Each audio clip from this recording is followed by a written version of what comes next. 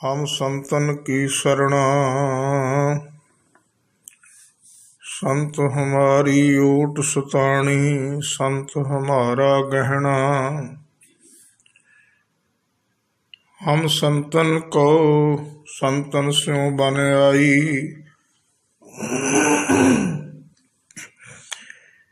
एह मन तेरा भाई। सज्जन सच्चा पातशाह,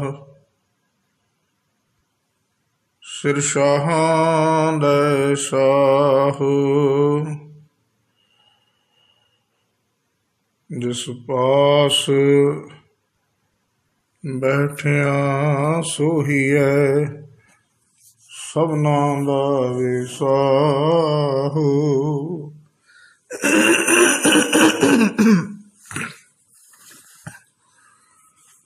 सतनाम श्री वाहिगुरु जी। धनासरी महला नामा, तिह जोगी को जुगत न जानो। लोभ मोह माया ममता फोन, जेह घाट माहे पछानो रहाओ। पर निंदा उस्तुत नह जाकै, कंचन लोह समानो।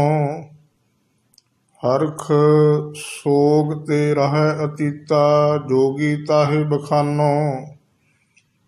चंचल मन दह दिस को धावत, अचल जाहे ठहरानो। कहो नानक इह बिद को जो नर, मुक्त ताहे तुम मानो। कहो नानक इह बिद को जो नर, मुक्त ताहे तुम मानो।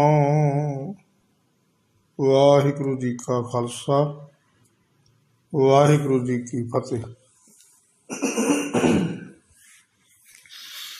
दीन अते दुनिया दे मालक धन धन श्री गुरु ग्रंथ साहिब जी की पावन पवित्र हजूरी अंदर सज रहे सुंदर दीवाना विच हाजरी भर रहे गुरु खालसा, गुरु की साजी नवाजी साध संगत जीओ। वड्डियां भागां करके वड्डियां दे दीदार शब्द दी विचार सरवण करन दा इह सुभाग प्राप्त हुंदा है। शहीदां दे सिरताज सतगुरु साहिब श्री गुरु तेग बहादुर साहिब सच्चे पातशाह जी दी श्री गुरु ग्रंथ साहिब जी महाराज के पावन स्वरूप अंदर जिन्नी भी बाणी है, जिन्ने भी शब्द हैं, जिन्ने श्लोक हैं, इन्हां शब्दां अते श्लोक दी विचार करन दा उपराला जो गुरु के सिख प्रचारक वीरां ने आरंभिया है कि जो साहिब सतगुरु जी का पावन 400 साला प्रकाश गुरपुरब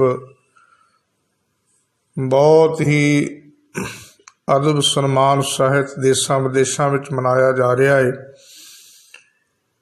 साहिब सतगुरु जी के घर की असीस, सतगुरु जी की बख्शिश नूं प्राप्त करने वास्ते पिछले समयां के दौरान पावन गुरबाणी के शब्दों की लड़ीवार विचार चल रही है। अज का जो पावन पवित्र शब्द राग धनासरी के अंदर साहिब श्री गुरु तेग बहादुर साहिब सच्चे पातशाह की मुबारक रसना तो उचारण किया है, सतगुरां के पावन 685 अंग ते सुभाईमान है। साहिब सतगुरु श्री गुरु तेग बहादुर साहिब जी महाराज इस पावन पवित्र शब्द राही किस तरह की बख्शिश दे के नवाजते हैं। मन की एकाग्रता करके एक बार प्रेम नाल सारे आखिए सतनाम श्री वाहिगुरु जी। वाहिगुरु जी तेह जोगी को जुगत ना जानो। राग धनासरी के अंदर साहिब सतगुरु जी बख्शिश करके नवाजते ने जोगी। जोगी का विद्वाना ने अखरी अर्थ दसिया है कि जुड़ना, जिहड़ा जुड़िया होया है ਉਹ ਪਰਮੇਸ਼ਰ ਵਾਹਿਗੁਰੂ ਦੀ ਬਖਸ਼ਿਸ਼ ਨੂੰ ਪ੍ਰਾਪਤ ਕਰਕੇ ਇੱਕ ਰਸ ਹਰ ਚੀਜ਼ ਤੋਂ ਨਿਰਲੇਪ ਹੈ। ਸਾਹਿਬ ਸਤਿਗੁਰੂ ਜੀ ਬਚਨ ਕਰਦੇ ਕਿ ਹੇ ਭਾਈ, ਜਿਹੜਾ ਇਹ ਜੋਗੀ ਹੈ ਸੰਸਾਰ ਦਾ, ਜਿਸ ਨੇ ਕੰਨ ਵਿੱਚ ਮੁੰਦਰਾਂ ਪਾਈਆਂ ਨੇ, ਸਰੀਰ ਉੱਤੇ ਸੁਆਹ ਮਲੀ ਹੈ, ਤੇ ਸੰਸਾਰ ਦੇ ਵਿੱਚ ਇਹ ਤੁਰਦਾ ਫਿਰਦਾ ਹੈ, ਪਰ ਇਸ ਜੋਗੀ ਨੂੰ ਪਰਮੇਸ਼ਰ ਵਾਹਿਗੁਰੂ ਦੇ ਨਾਮ ਦੀ ਬਰਕਤ ਦਾ ਸਦਕਾ ਸਹੀ ਜਿਹੜੀ ਜੀਵਨ ਜਾਚ ਹੈ ਉਹ ਅਜੇ ਤੱਕ ਆਈ ਨਹੀਂ। ਕਿਉਂਕਿ ਸਤਿਗੁਰੂ ਜੀ ਦੇ ਪਾਵਨ ਬਚਨ ਹਨ, ਜੋਗ ਨਾ ਖਿੰਥਾ ਜੋਗ ਨਾ ਡੰਡਾ, ਜੋਗ ਨਾ ਭਸਮ ਚੜਾਈਐ। ਸਾਹਿਬ ਸਤਿਗੁਰੂ ਜੀ ਪਾਵਨ ਬਾਣੀ ਅੰਦਰ ਬਚਨ ਕਰਦੇ ਹਨ ਕਿ ਗੋਦੜੀ ਪਹਿਨ ਲੈਣ ਦੇ ਨਾਲ ਪਰਮਾਤਮਾ ਦੇ ਨਾਲ ਮਿਲਾਪ ਦਾ ਸਾਧਨ ਨਹੀਂ ਬਣਦਾ। ਕਿ ਜੇ ਗੋਦੜੀ ਪਾ ਲਈ, ਕੰਨਾਂ ਵਿੱਚ ਮੁੰਦਰਾਂ ਪਾ ਲਈਆਂ, ਬੀਨ ਪਕੜ ਲਈ, ਇਸ ਤਰ੍ਹਾਂ ਕਹਿੰਦੇ ਇਹ ਪਰਮੇਸ਼ਰ ਵਾਹਿਗੁਰੂ ਦੇ ਮਿਲਾਪ ਦਾ ਕੋਈ ਸਾਧਨ ਨਹੀਂ ਬਣਦਾ। ਡੰਡਾ ਹੱਥ ਵਿੱਚ ਫੜ ਲਿਆ ਕਿ ਹਰੀ ਨਾਲ ਮਿਲਾਪ ਹੋ ਜਾਵੇਗਾ, ਨਾ ਹੀ ਸਰੀਰ ਉੱਤੇ ਸੁਆਹ ਮਲ ਲਈਏ ਤਾਂ ਵੀ ਪਰਮੇਸ਼ਰ ਦਾ ਮਿਲਾਪ ਨਹੀਂ ਹੋ ਸਕਦਾ। ਦੂਸਰਾ ਬਚਨ ਕਰਦੇ, ਜੇ ਕੰਨਾਂ ਵਿੱਚ ਮੁੰਦਾਂ ਪਾ ਲਵੇ ਤੇ ਮੁੰਦਾਂ ਪਾਇਆ ਵੀ ਪਰਮੇਸ਼ਰ ਵਾਹਿਗੁਰੂ ਦੇ ਨਾਲ ਮਿਲਾਪ ਨਹੀਂ ਹੋ ਸਕਦਾ। ਜੇ ਸਿਰ ਨੂੰ ਮਨਾ ਲਵੇ ਤਾਂ ਵੀ ਪਰਮੇਸ਼ਰ ਨਾਲ ਮਿਲਾਪ ਨਹੀਂ ਹੋ ਸਕਦਾ। ਜੇ ਸਿੰਗੀ ਵਜਾ ਲਵੇ ਤਾਂ ਵੀ ਪਰਮੇਸ਼ਰ ਵਾਹਿਗੁਰੂ ਦੇ ਨਾਲ ਮਿਲਾਪ ਨਹੀਂ ਹੋ ਸਕਦਾ। ਮਿਲਾਪ ਹੋ ਕਿਵੇਂ ਸਕਦਾ ਹੈ? ਸਾਹਿਬ ਸਤਿਗੁਰੂ ਗੁਰੂ ਨਾਨਕ ਸਾਹਿਬ ਜੀ ਮਹਾਰਾਜ ਬਚਨ ਕਰਦੇ ਕਿ ਜਿਹੜਾ ਪਰਮੇਸ਼ਰ ਵਾਹਿਗੁਰੂ ਦੇ ਪਾਵਨ ਸ਼ਬਦ ਨਾਲ ਮਿਲਾਪ ਹੋ ਸਕਦਾ ਹੈ, ਜੇ ਸੰਸਾਰ ਦੀ ਮੋਹ ਮਾਇਆ ਦੇ ਵਿੱਚ ਰਹਿੰਦਿਆਂ ਹੋਇਆਂ, ਪਰਿਵਾਰ ਵਿੱਚ ਰਹਿੰਦਿਆਂ ਹੋਇਆਂ ਪਰਮੇਸ਼ਰ ਵਾਹਿਗੁਰੂ ਦੇ ਪਾਵਨ ਸ਼ਬਦ ਨਾਲ ਮਿਲਾਪ ਕਰਕੇ ਰਹੇ ਤੇ ਇਸ ਮੋਹ ਮਾਇਆ ਤੋਂ ਦੂਰ ਰਹੇ, ਤਾਂ ਜਾ ਕੇ ਕਹਿੰਦੇ ਉਹ ਪਰਮੇਸ਼ਰ ਵਾਹਿਗੁਰੂ ਦੇ ਨਾਲ ਮਿਲਾਪ ਹੋ ਸਕਦਾ ਹੈ। ਕਿ ਜੇਕਰ ਪਰਮੇਸ਼ਰ ਵਾਹਿਗੁਰੂ ਦੇ ਨਾਲ ਮਿਲਾਪ ਕਰਨ ਤੋਂ ਇਹ ਮੋਹ ਮਾਇਆ ਦੇ ਵਿੱਚ ਵੜਿਆ ਰਹੇਗਾ ਤੇ ਫਿਰ ਕਦੀ ਵਾਸਤੇ ਪਰਮੇਸ਼ਰ ਵਾਹਿਗੁਰੂ ਦੇ ਨਾਲ ਮਿਲਾਪ ਨਹੀਂ ਹੋ ਸਕਦਾ। ਅੱਗੇ ਜਾ ਕੇ ਸਾਹਿਬ ਸਤਿਗੁਰੂ ਜੀ ਬਖਸ਼ਿਸ਼ ਕਰਕੇ ਨਵਾਜਦੇ ਹਨ, ਲੋਭ ਮੋਹ ਮਾਇਆ ਮਮਤਾ ਫੁਨ ਜਿਹ ਘਟ ਮਾਹੇ ਪਛਾਨੋ। ਕਿ ਇਹ ਜਿਹੜਾ ਸੰਸਾਰੀ ਇਹ ਜੋਗੀ ਹੈ, ਜਿਹਨੇ ਕੰਨਾਂ ਵਿੱਚ ਮੁੰਦਰਾਂ ਪਾਈਆਂ ਨੇ, ਗੋਦੜੀ ਪਕੜੀ ਹੋਈ ਹੈ, ਡੰਡਾ ਪਕੜਿਆ ਹੋਇਆ ਹੈ, ਇਹ ਤਾਂ ਕੇਵਲ ਹਿਰਦੇ ਦੇ ਵਿੱਚ ਲੋਭ ਮੋਹ ਅਤੇ ਮਾਇਆ ਜਿਹੜੀ ਹੈ ਇਹਦੀਆਂ ਲਹਿਰਾਂ ਇਹਦੇ ਹਿਰਦੇ ਦੇ ਵਿੱਚ ਉੱਠ ਰਹੀਆਂ ਹਨ। ਇਹ ਹਿਰਦੇ ਦੇ ਵਿੱਚ ਇਹਨਾਂ ਮੋਹ ਮਾਇਆ ਦੀਆਂ ਲਹਿਰਾਂ ਨੂੰ ਬਿਠਾਈ ਬੈਠਾ ਹੈ ਕਿ ਮੈਨੂੰ ਇੱਧਰੋਂ ਮਾਇਆ ਮਿਲੇਗੀ, ਇੱਧਰੋਂ ਮੈਨੂੰ ਆਹ ਮਿਲ ਜਾਏਗਾ। ਇਹ ਸੰਸਾਰ ਦੀ ਮੋਹ ਮਾਇਆ ਦੇ ਵਿੱਚ ਲਹਿਰਾਂ ਦੇ ਵਿੱਚ ਵੜਿਆ ਹੋਇਆ ਹੈ। ਰਹਾਉ ਵਿਸ਼ਰਾਮ ਦੇ ਕੇ ਦੱਸਦੇ ਹਨ, ਪਰ ਨਿੰਦਾ ਉਸਤਤ ਨਹਿ ਜਾਕੈ ਕੰਚਨ ਲੋਹ ਸਮਾਨੋ। ਜੋਗੀ ਹੈ ਕੌਣ? ਸਤਿਗੁਰੂ ਜੀ ਬਚਨ ਕਰਦੇ ਵਿਸ਼ਰਾਮ ਦੇ ਕੇ ਕਿ ਉਹ ਪਰਾਈ ਨਿੰਦਾ ਵੀ ਨਾ ਸੁਣ ਸਕਦਾ ਹੋਵੇ। ਕਿ ਜੇ ਕੋਈ ਪਰਾਏ ਦੀ ਉਸਤਤ ਕਰਦਾ ਹੈ, ਆਣ ਕੇ ਖੁਸ਼ਾਮਦ ਕਰਦਾ ਹੈ, ਤੇ ਉਹ ਵੀ ਕੰਨਾਂ ਵਿੱਚ ਨਾ ਸੁਣਦਾ ਹੋਵੇ, ਉਹ ਹੈ ਜੋਗੀ। ਉਹ ਜੁੜਿਆ ਹੋਇਆ ਹੈ ਪਰਮੇਸ਼ਰ ਦੇ ਸ਼ਬਦ ਵਿੱਚ, ਇੱਕਦਮ ਇੱਕ ਰਸ ਅਭੇਦ ਹੈ। ਅਗਲਾ ਬਚਨ ਕਰਦੇ, ਕੰਚਨ ਲੋਹ ਸਮਾਨੋ। ਕੰਚਨ ਤੋਂ ਭਾਵ ਹੈ ਸੋਨਾ ਤੇ ਲੋਹ ਤੋਂ ਭਾਵ ਹੈ ਲੋਹਾ। ਮਿੱਟੀ ਵਿੱਚੋਂ ਹੀ ਸੋਨਾ ਬਣਦਾ ਹੈ, ਮਿੱਟੀ ਵਿੱਚੋਂ ਹੀ ਲੋਹਾ ਬਣਦਾ ਹੈ। ਜਦੋਂ ਜਿੱਥੇ ਸੋਨੇ ਦੀਆਂ ਖਾਣਾਂ ਨੇ, ਜਿੱਥੇ ਲੋਹੇ ਦੀਆਂ ਖਾਣਾਂ ਨੇ, ਉੱਥੇ ਜਾ ਕੇ ਦੇਖੀਏ ਤੇ ਕੇਵਲ ਮਿੱਟੀ ਭਾਸਦੀ ਹੈ। ਸਾਹਿਬ ਸਤਿਗੁਰੂ ਜੀ ਬਚਨ ਕਰਦੇ ਕਿ ਜਿਹੜਾ ਗੁਰੂ ਕਾ ਸਿੱਖ ਹੈ, ਜਿਹੜਾ ਜੋਗੀ ਹੈ, ਜਿਹੜਾ ਬ੍ਰਹਮ ਗਿਆਨੀ ਹੈ, ਉਹ ਮਿੱਟੀ ਵਿੱਚੋਂ ਸੋਨਾ ਪੈਦਾ ਕਰ ਸਕਦਾ ਹੈ ਅਤੇ ਸੋਨੇ ਨੂੰ ਮਿੱਟੀ ਬਣਾ ਸਕਦਾ है। ये ਉਹਦੇ ਅੰਦਰ परमेश्वर वाहिगुरु का एक रस नाम की ऐसी बरकत है। ਉਹ सोने ਅਤੇ मिट्टी ਨੂੰ एक समान जानता है। भावें कोई हज़ारां सोने ਦੀਆਂ डलियां लिया के रख दे ते भावें लोहे ਦੇ ਲੱਦੇ ट्रक लिया के रख दे, वो एक समान जानता है। एक रस वो अपने जीवन ਨੂੰ निभा रहा है। ਸਾਹਿਬ सतगुरु सच्चे पातशाह जी मेहरा दे साईं सतगुरु जी अगे बचन करदे, हरख सोग ते रहै अतीता, जोगी ताहे बखानो।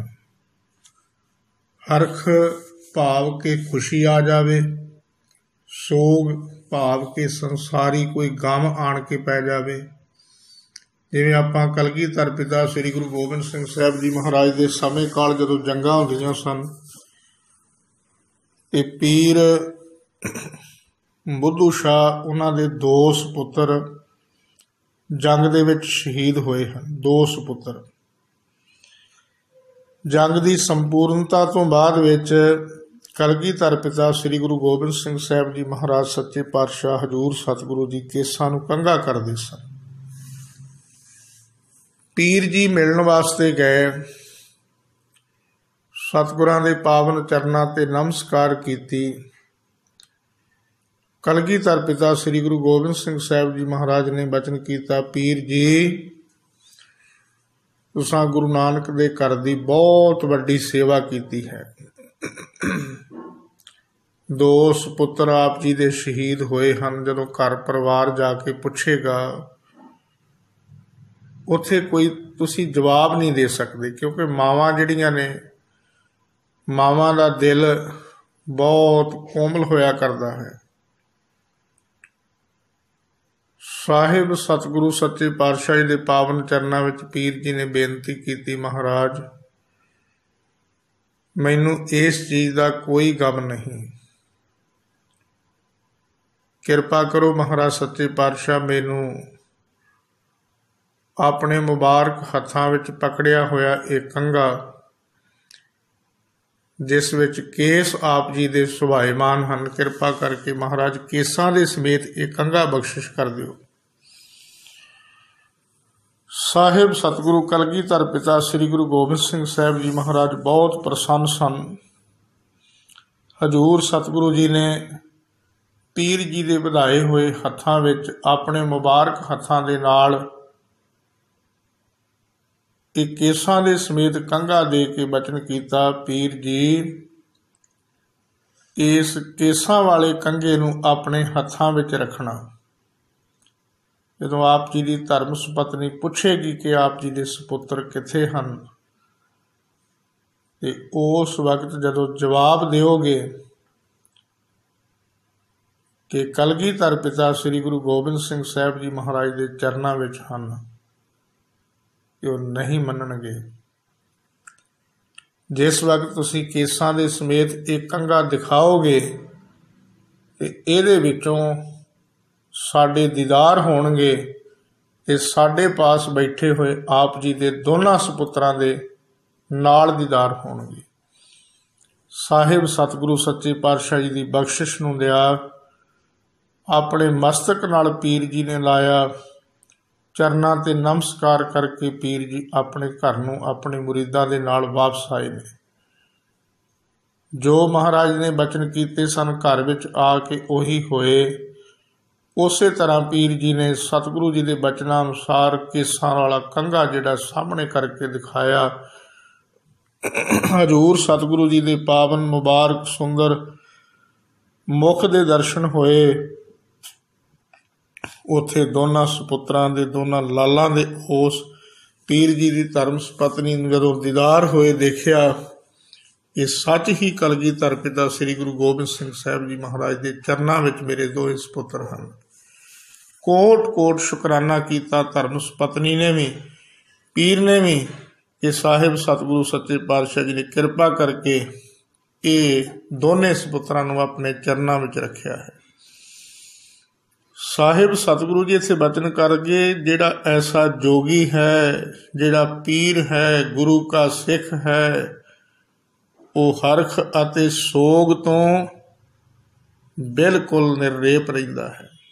ਉਹਨੂੰ ਜੋਗੀ ਪਛਾਨਣਾ ਕਰੋ, ਉਹਨੂੰ ਸਿੱਖ ਪਛਾਣੋ। ਚੰਚਲ ਮਨ ਦਹਿ ਦਿਸ ਕੋ ਧਾਵਤ, ਅਚਲ ਜਾਹੇ ਠਹਿਰਾਨੋ। ਇਹ ਜਿਹੜਾ ਮਨ ਹੈ ਇਹ ਦਸਾਂ ਦਿਸ਼ਾਵਾਂ ਵਿੱਚ ਭਟਕਦਾ ਹੈ, ਦਸਾਂ ਦਿਸ਼ਾਵਾਂ ਵਿੱਚ ਦੌੜਦਾ ਹੈ। ਇਹ ਜਿਸ ਮਨੁੱਖ ਨੇ ਇਸ ਮਨ ਨੂੰ ਪਰਮੇਸ਼ਰ ਵਾਹਿਗੁਰੂ ਦੇ ਸ਼ਬਦ ਵਿੱਚ ਅਟੋਲ ਟਿਕਾ ਲਿਆ ਹੈ, ਜਿਵੇਂ ਪਾਵਨ ਗੁਰਬਾਣੀ ਅੰਦਰ ਭੱਟਾਂ ਦੀ ਰਸਨਾ ਤੋਂ ਬਚਨ ਆਉਂਦੇ ਨੇ, ਇਸ ਅਮਰਦਾਸ ਕਰਤਾਰ ਕੀਓ ਵਸ ਵਾਹੋ ਵਾਹੋ ਕਰ ਧਿਆਇਓ। ਕਿ ਵਾਹਿਗੁਰੂ ਦਾ ਸਿਮਰਨ ਕਰਦਿਆਂ ਧੰਨ ਸ੍ਰੀ ਗੁਰੂ ਅਮਰਦਾਸ ਸਾਹਿਬ ਸੱਚੇ ਪਾਤਸ਼ਾਹ ਜੀ ਨੇ ਨਿਰੰਕਾਰ ਪਰਮੇਸ਼ਰ ਵਾਹਿਗੁਰੂ ਨੂੰ ਆਪਣੇ ਹਿਰਦੇ ਵਿੱਚ ਹੀ ਟਿਕਾ ਲਿਆ। ਕਹੋ ਨਾਨਕ ਇਹ ਬਿਧ ਕੋ ਜੋ ਨਰ ਮੁਕਤ ਤਾਹੇ ਤੁਮ ਮਾਨੋ। ਸਤਿਗੁਰੂ ਗੁਰੂ ਨਾਨਕ ਸਾਹਿਬ ਸੱਚੇ ਪਾਤਸ਼ਾਹ ਜੀ ਦੇ ਗੁਰੂ ਤੇਗ ਬਹਾਦਰ ਸਾਹਿਬ ਸੱਚੇ ਪਾਤਸ਼ਾਹ ਦੇ ਸਰੂਪ ਰਾਹੀਂ ਬਚਨ ਕਰਦੇ ਹਨ ਕਿ ਜਿਹੜਾ ਮਨੁੱਖ ਇਸ ਵਿਧੀ ਇਸ ਤਰੀਕੇ ਨੂੰ ਮਾਣ ਲੈਂਦਾ ਹੈ, ਪਰਮੇਸ਼ਰ ਦਾ ਸਿਮਰਨ ਕਰਦਾ ਹੈ, ਊਠਤ ਬੈਠਤ ਸੋਵਤ ਜਾਗਤ ਗੁਰ ਮੰਤਰ ਹਿਰਦੈ ਚਿਤਾਰ, ਤੇ ਉਹ ਮਨੁੱਖ ਆਪ ਵੀ ਮੁਕਤ ਹੁੰਦਾ ਹੈ ਤੇ ਜਿਹੜੇ ਉਹਦੇ ਨਾਲ ਪਰਮੇਸ਼ਰ ਦੇ ਸ਼ਬਦ ਨਾਲ ਜੁੜਨ ਵਾਲੇ ਹਨ ਉਹ ਵੀ ਮੁਕਤ ਹੋ ਜਾਂਦੇ ਹਨ। ਜੋ ਨਰ ਜਿਹੜਾ ਮਨੁੱਖ ਕਹਿੰਦੇ ਇਸ ਤਰੀਕੇ ਦੇ ਨਾਲ ਪਰਮੇਸ਼ਰ ਦਾ ਸਿਮਰਨ ਕਰਦਾ ਹੈ, ਮੁਕਤ ਤਾਹੇ ਤੋਂ ਮਾਨੋ, ਉਹਨੂੰ ਮੁਕਤ ਜਾਣਨਾ ਕਰੋ। ਆਪ ਮੁਕਤ ਕਰੇ ਸੰਸਾਰ। ਸਤਿਗੁਰੂ ਦੀ ਕਿਰਪਾ ਕਰਨ ਐਸਾ ਪਾਵਨ ਸ਼ਬਦ ਸਾਡੇ ਹਿਰਦਿਆਂ ਵਿੱਚ ਆਣ ਕੇ ਵਸੇ। ਹੋਈਆਂ ਭੁੱਲਾਂ ਦੀ ਮੁਆਫੀ। ਵਾਹਿਗੁਰੂ ਜੀ ਕਾ ਖਾਲਸਾ, ਵਾਹਿਗੁਰੂ ਜੀ ਕੀ ਫਤਿਹ। ਹਮ ਸੰਤਨ ਕੀ ਸਰਣਾ